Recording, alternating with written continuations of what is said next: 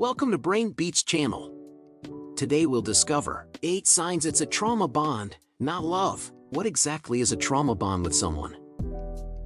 Trauma bonds can easily be mistaken for feelings of love and commitment towards another person, regardless of whether the relationship is romantic, platonic, or familial in nature.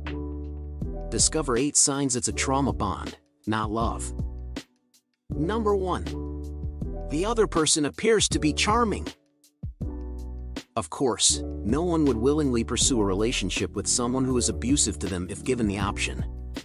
The problem is that toxic relationships don't start out that way, and it's usually only after you've been abused that you realize something is wrong. You may form a trauma bond with someone if they appear charming, sweet, caring, and trustworthy to you, especially at the beginning of your relationship.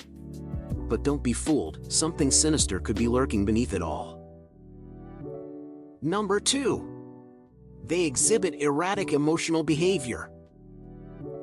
You might be wondering why people don't end a relationship when they recognize it is unhealthy for them.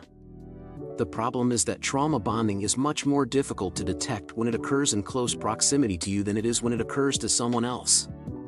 This is because emotionally manipulative relationships can be abusive as well.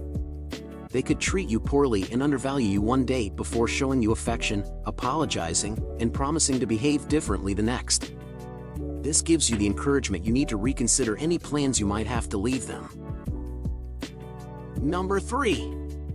They frequently vent their frustrations on you. Consider the last time this person's spouse, friend, or member of your family received unfavorable news or had a challenge. How do they typically handle it? It is reasonable to assume that this person doesn't love you if the response is that they frequently lash out and take it out on you, even when you haven't done anything wrong. They are only using your trauma connection as leverage over you and as a target for their psychological abuse. Unthank, 2019. You are entitled to better than that. Number 4. You are cut off from your loved ones. Some individuals can find it endearing for someone else to be envious of the people they spend time with and desire them to themselves. However, there is a distinction between loving someone to the point that you want them around all the time and intentionally trying to keep them apart from the other significant connections in their lives. Do you encounter resentment from this individual if you spend time with someone who isn't them? Do they make an effort to limit your social circle or request that you cut ties with your loved ones? If the response is affirmative, that should raise as big of a red signal as possible. Number 5. You downplay or ignore their aggressive actions. Let's now examine all the ways that your conduct and the trauma bond may be impacted. The most obvious evidence that a relationship is unhealthy is when one partner consistently tries to downplay or ignore the other's wrongdoings. Ren, 2006. Because it's simpler to just brush it off in the moment rather than facing what can be a dreadful, harsh reality. That the person you're with is truly abusing you, we look beyond all of their maltreatment of us and minimize the abuse. Oh, it's not that awful, really, or I don't mind it. Number 6. You always find an explanation for them. What do you mean it's no big deal? This is the point where you can no longer dismiss or downplay what the other person did. You could hear a friend or relative tell you, what they did is not okay. You're most likely going to attempt to find reasons to defend them and say, don't let them treat you like that. You could even have feelings of guilt from time to time if they treat you badly. When you begin to think in this way, it's important to realize that you are not in a loving relationship but rather a trauma connection. Number 7.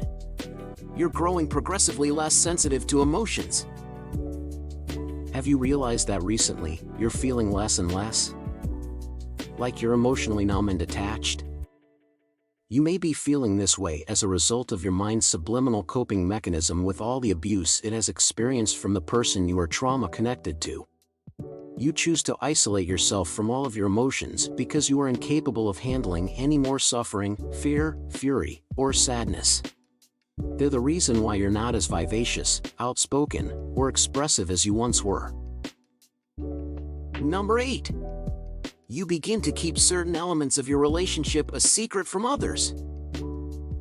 And maybe most crucially, you can tell that something is wrong if you start to keep some elements of your relationship from people around you. Because if you weren't intentionally trying to hide how horrible things are between you two, why else would you be doing it? Trauma bonding is characterized by loyalty to an abusive significant other. Therefore, you could experience defensiveness or even rage when others try to step in and assist you in your relationship.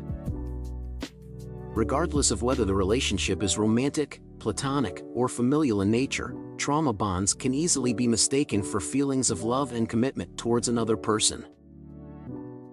And you? Do you have that similar signs in your relationship? Write us feedback below.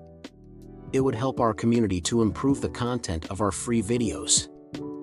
Brain Beats appreciates you for watching this video content all the way through. Remember to subscribe to our channel and turn on the button notification. If you don't want to be unintelligent, follow Brain Beats channel.